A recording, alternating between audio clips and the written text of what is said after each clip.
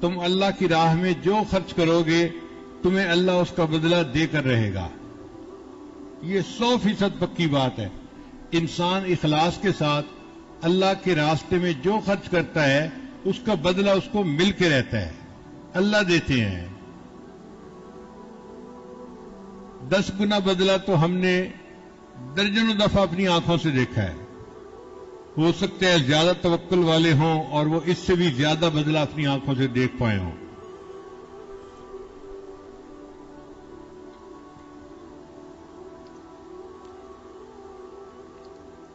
ہم نے new York میں ایک جگہ مسجد بنانی تھی تو ہمارے ساتھی تھے، وہ مجھے کہنے لگے کہ حضرت آپ واشنگٹن سے یہاں آ جائیں تو مسلمانوں کے لیے ایک مرکز بن جائے گا، پورے علاقے میں مسجد نہیں ہے. ہم نے کہا بہت اچھا. چنانچہ میں واشنگٹن سے اپنے بچوں کو لے کے نیو یارک آ گیا.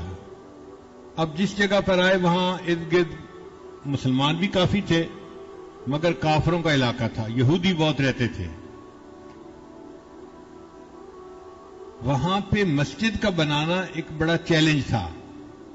پلاٹ خریدیں، پھر پلاٹ کی اپروول نہیں ملتی، پھر کنسٹرکشن ہو جائے تو 100 اور پابندیاں.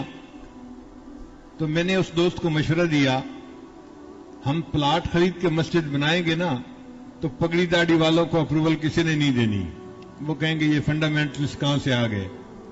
اس لیے بہتر یہ ہے کہ ہم کوئی بنی بنائی جگہ خریدیں اور وہاں پر بس عبادت شروع کر دیں. اس نے کہا جی بنی بنائی جگہ کا کیا مطلب؟ میں نے کہا کوئی ایسی عمارت ڈھونڈیں جو بنی ہی عبادت کے لیے ہو، ہمیں اس کا یوز پرمٹ تبدیل کروانے کی ضرورت پیش نہ آئے، ہم بھی عبادت شروع کر دیں گے.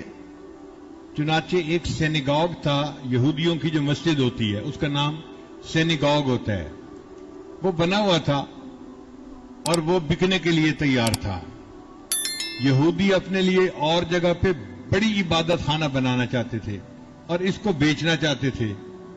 اب ان کے سینیگاگ کو کون خریدے؟ کوئی خریدار نہیں تھا. خیر ہم نے پتہ کیا تو پتہ چلا کہ وہ $9 لاکھ کا وہ ہمیں بیچ دیں گے. تو میں نے ساتھی کو کہا کہ بھئی ہمیں یہ چیز ایسی نظر آتی ہے کہ ہم کوشش کریں تو اس کو خرید پائیں گے، بہت زیادہ قیمت بھی نہیں ہے، ڈویبل ہے، اس کے لیے کوشش کرو. اس نے کہا حضرت اس $9 لاکھ کا کیا کریں گے؟ میں نے کہا اللہ سے مانگیں. کہنے لگا ظاہر میں بھی تو کچھ کرنا پڑے گا. میں نے کہا دیکھو بھائی ظاہر میں جو یہ فنڈ ریزنگ ہے نا یہ ہم نے تو کبھی کی نہیں، چندے کی اپیل ہم نے کبھی کی نہیں. الحمدللہ ہم نے اپنے بزرگوں سے یہی سیکھا ہے کہ اللہ سے مانگو اللہ دے گا، تو بس ہم اب بھی اللہ ہی سے مانگیں گے، بندوں سے نہیں مانگیں گے. اس نے کہا حضرت اس کا کوئی طریقہ؟ میں نے کہا اس کا طریقہ یہ ہے کہ سب سے پہلے تو آپ کاروباری بندے ہیں، جتنے پیسے آپ دیں گے آپ لگائیں اور میں آپ کو گارنٹی دیتا ہوں کہ آپ کو 10 گنا اللہ واپس لوٹائیں گے. وہ تو حیران ہی ہو گیا، کہتے اچھا 10 گنا مجھے دنیا میں مل جائے گا؟ میں نے کہا ہاں آخرت میں تو بہت کچھ ملے گا، دنیا میں بھی 10 گنا آپ کو واپس مل جائیں گے. کہنے لگا پھر تو میں ہمت کرتا ہوں. وہ گیا، اس نے جا کے بیوی سے مشورہ کیا، بچوں سے مشورہ کیا، سب کے اکاؤنٹ میں جتنے پیسے تھے تو اس نے $9 لاکھ اکیلے بندے نے پورے کر کے میرے پاس آ گیا. حضرت میں نے اپنے اکاؤنٹ سے، بیوی کے اکاؤنٹ سے، بچوں کے اکاؤنٹ سے جتنے پیسے تھے سب اکٹھے کر لیے اور $9 لاکھ میں نے جمع کر لیے ہیں. میں نے کہا ٹھیک ہے پھر کل چلیں گے، پیمنٹ کر کے اس کو خرید دیں گے. اگلے دن ہم گئے اور ہم نے جا کے اس کی ڈیل مکمل کر لی اور ہمیں چابی مل گئی اور ہم نے آ کے اس کی صفائی کی جگہ کی اور اذان دے کے نمازیں شروع کر دی. وہاں کے مسلمان بڑے حیران کہ جی مسجد کھل گئی تو کیسے کھلی؟ چندہ تو کسی نے کیا نہیں. اب اس کے بعد جو آتا کہ جی چندہ تو کیا نہیں، مسجد کیسے کھلی؟ وہ کہتا تھا حضرت صاحب سے پوچھو. تو سارے لوگ میرے پاس، حضرت جی یہ مسجد کیسے کھل گئی؟ میں کہتا بتاؤ بھائی یہ گھر کس کا ہے؟ کہتے اللہ کا ہے۔ میں نے کہا پھر جس کا گھر ہے اسی نے خریدی ہے نا، اسے پوچھو پھر۔ گھر اللہ کا ہے تو اللہ ہی نے خریدی نا، گھر تو اپنا انسان خریدتا ہے نا، تو اللہ نے خریدی ہے تو اللہ نے کوئی بندوبست کیا ہوگا، اللہ سے پوچھو اللہ آپ نے کیسے اس کو جو ہے نا وہ خریدوا دیا۔ چپ ہو جاتے لوگ۔ ہم نے بالکل کسی کو نہیں بتایا کہ کس نے خریدی، کیسے خریدی، بس نماز شروع کر دی، جمعہ شروع کر دیا۔ اب وہ بندہ جس نے $9 لاکھ خرچ کیے تھے نا میرے پاس آیا، مجھے کہتا ہے حضرت میں نے تو پوری زندگی میں جو کمایا تھا آپ کے اعتماد پر میں نے سب کچھ لگا دیا، اب میرا کیا بنے گا؟ میں نے کہا آپ کو 10 گنا ملے گا، آپ نے تو نفع کا سودا کیا۔ حضرت آپ گارنٹی دیتے ہیں؟ میں نے کہا بھئی تحریر لکھو، میں ہاتھ اور پاؤں دونوں کے انگوٹھے لگا دوں گا۔ تو وہ مسکرا پڑا کہ اچھا آپ کو اتنا یقین ہے کہ مجھے ملے گا؟ میں نے کہا ہاں ملے گا۔ پھر اس کو میں نے مشورہ دیا کہ دیکھیں آپ کے 2 مکان ہیں، ایک میں آپ رہتے ہیں اور دوسرا آپ نے کرائے پہ دیا ہوا ہے۔ کہنے لگا ہاں۔ میں نے کہا وہ جو کرائے پہ دیا ہوا ہے نا اس کو آپ بیچ دیں اور جو $5-6 لاکھ آپ کو ملے گا اس سے آپ کوئی اور مکان خریدیں اور پراپرٹی کا کام شروع کر دیں۔ اللہ کی شان دیکھیں جی کہ اس بندے نے پراپرٹی کا کام شروع کر دیا۔ ایک مکان میں اللہ نے پروفٹ دیا، پھر دوسرے میں دیا، پھر تیسرے میں دیا۔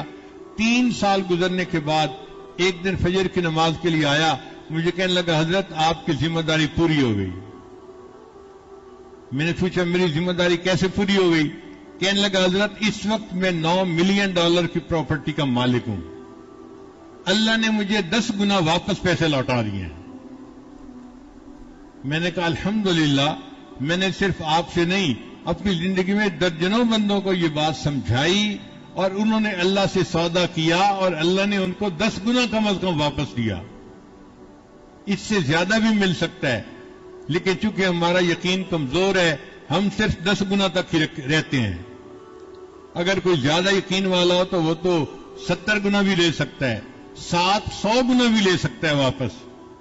بلکہ واللہ یضاعف لمن یشاء بغیر حساب، اللہ بغیر حساب اس کو واپس عطا فرما سکتا ہے۔ تو یقین کے ساتھ اللہ کے راستے میں خرچ کریں کہ یہ میرے پاس واپس آنا ہی آنا ہے۔ اتنا بڑا مجمع سامنے ہے، آپ حضرات اپنے دلوں میں جھانک کے بتائیں، کبھی آپ نے کوئی بندہ دیکھا جو مدارس اور مساجد پہ خرچ کرنے والا ہو اور بینکرپٹ ہو گیا ہو، اس کا کاروبار ٹھپ ہو گیا ہو مسجدوں پہ خرچ کرنے کی وجہ سے یا مدرسوں پہ خرچ کرنے کی وجہ سے؟ 1 سے 2 فیکٹریاں تو ہوتی ہیں، دکانیں بھی 1 سے 2 ہو جاتی ہیں، کبھی کام ٹھپ نہیں ہوا جو اللہ کے راستے میں خرچ کرتے ہیں۔ کیوں کہ اللہ نے قرآن میں فرما دیا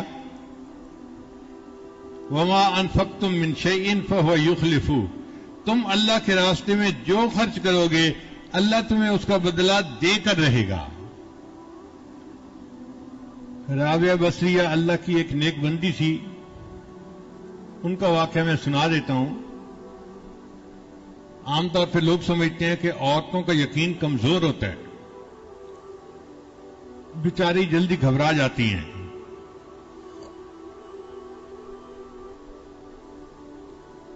جی ہاں، ہماری عورتوں کا یقین کمزور ہوتا ہے اور وہ جلدی گھبرا جاتی ہیں کیونکہ ان کا یقین کسی نے بنایا نہیں ہوتا۔ جن کا یقین بنا ہوا ہوتا ہے وہ پہاڑ کی طرح مضبوط ہوتی ہیں۔ تو رابعہ بصریہ اللہ کی وہ بندی تھی جس کا یقین بنا ہوا تھا۔ اللہ کی شان دیکھیں، ایک دفعہ ان کے گھر مہمان آ گئے۔ اب جو گھر میں کام کرنے والی باندی تھی پریشان تھی کہ اتنے مہمان آ گئے اور گھر میں کچھ ہے نہیں ان کو کھلانے کے لیے، تو رات کے کھانے کا کیا بنے گا؟ دروازہ کھٹکھٹایا گیا، ایک بندہ آیا۔ رابعہ نے اس باندی کو کہا کہ جا کے پوچھو کون ہے۔ اس نے کہا جی کوئی بندہ ہے، کھانا لایا ہے۔ اچھا بھائی کھانا لایا ہے تو روٹیاں گنو کتنی ہیں؟ جی روٹیاں تو 9 ہیں۔ انہوں نے کہا نہیں یہ ہمارا کھانا نہیں، یہ اس بندے کو واپس کر دو۔ اب باندی حیران کہ چلو 9 تو ہے نا روٹیاں، کھانا تو کھلایا جا سکتا ہے، وقت بھی ہو گیا، ہم واپس کر دیں گے تو کیا بنے گا؟ خیر اس نے جا کے کھانا واپس لوٹا دیا۔ تھوڑی دیر بعد ایک دوسرا بندہ کھانا لے کے آ گیا۔ رابعہ نے کہا کہ روٹیاں گنو کتنی ہیں؟ اس نے کہا جی 9 ہیں۔ اس نے کہا نہیں ہمارا کھانا نہیں ہے، واپس کر دو۔ اب وہ کھانا بھی واپس کر دیا گیا۔ اب دیر بھی ہو گئی، مہمان بھی تھے اور عشاء کے بعد کافی لیٹ ہو گیا تھا ٹائم، تو وہ خادمہ بھی تنگی محسوس کر رہی تھی کہ اب تو ہمیں مہمانوں کے سامنے کھانا رکھ دینا چاہیے، لیکن انہیں سمجھ نہیں آ رہا تھا کہ رابعہ نے 2 مرتبہ اللہ نے کھانا بھیجا، واپس کیوں کر دیا؟ لو جی تیسری مرتبہ پھر کھانا آیا۔ رابعہ نے باندی کو کہا کہ روٹیاں گنو، اس نے کہا جی 9 ہیں۔ اس نے کہا بھائی میں نے کہا ہے یہ ہمارا کھانا نہیں ہے، واپس بھیجو۔ تو باندی کہنے لگی کہ رابعہ وجہ کیا ہے کہ آپ 9 کا عدد سن کے ریجیکٹ کر دیتی ہیں کہ میرا کھانا نہیں کسی اور کا ہے؟ رابعہ نے کہا سنو، صبح میرے گھر ایک روٹی تھی، میرے گھر میں ایک فقیر مجھ سے مانگنے کے لیے آیا تھا اور میں نے اپنی روٹی اٹھا کے فقیر کو دے دی تھی، میں نے 1 روٹی دی تھی، اب اس کے بدلے اللہ نے مجھے 10 روٹیاں بھیجنی ہیں، 9 نہیں ہیں۔ 9 کیوں ہیں؟ جب اس نے کہا کہ یہ 9 کیوں ہیں تو باندی نے معافی مانگی، آئی تو ہمیشہ 10 ہی تھیں، ہر دفعہ 1 روٹی میں نے اپنے لیے الگ کر لی تھی۔ رابعہ نے کہا اچھا اگر 10 آئی ہیں تو پھر یہ میرا رزق ہے جو اللہ نے بھیجا ہے، مہمانوں کو کھلا دو۔ عورت ذات ہے اور اس کا اتنا یقین ہے کہ میں نے 1 روٹی اللہ کے راستے میں دی تھی، اب اس کے بدلے مجھے 10 ملنی ہے، تو 10 گنا اللہ دیتے ہیں جو اللہ کے راستے میں خرچ کرتا ہے۔